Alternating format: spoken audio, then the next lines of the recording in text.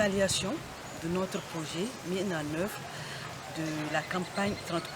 30%, c'est un projet de rétrocession des revenus des industries extractives au profit des projets féminins.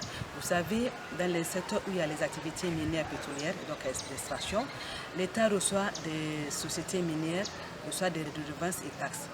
Ces redevances et taxes sont rétrocédées au niveau des collectivités et par ordre d'impact, si je peux le dire.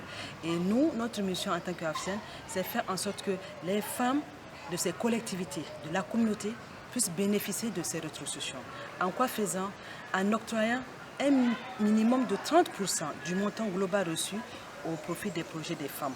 Donc ça, notre mission derrière, c'est d'identifier les projets des femmes, les identifier, les rédiger et maintenant les intégrer dans les plans de développement communaux en vue de leur mise en œuvre. Et dans la salle, nous avons les participants, nous avons tous les membres plutôt du réseau régional d'AFSEN Maradi, en particulier les femmes de Danissa pour l'artisanat minier, les femmes qui sont dans la chaîne de valeur qui contribuent au niveau de la chaîne de la valeur des industries extractives, donc de la région de Maradi, de Guidan-Rougi, etc.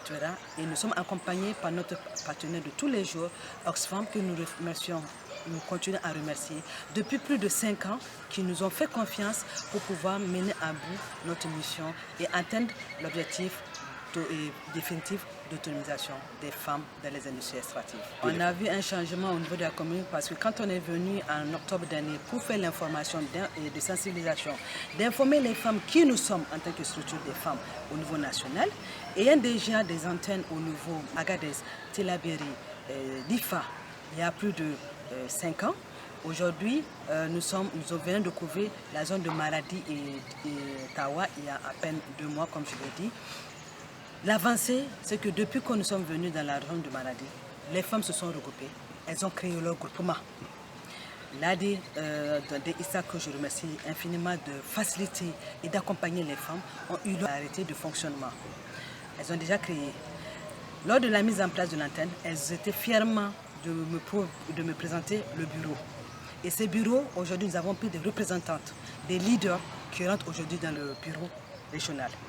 Depuis ça, ils ont créé, sont organisés à ouvrir un compte, à faire des investissements de 2000 francs pour que chacune puisse déjà contribuer déjà aux activités. Et nous, maintenant, c'est une fierté pour nous. Ça montre l'engagement des femmes de Maradi, des femmes de la région d'Afsel Maradi, pour pouvoir avancer rapidement dans la mise en œuvre de notre projet.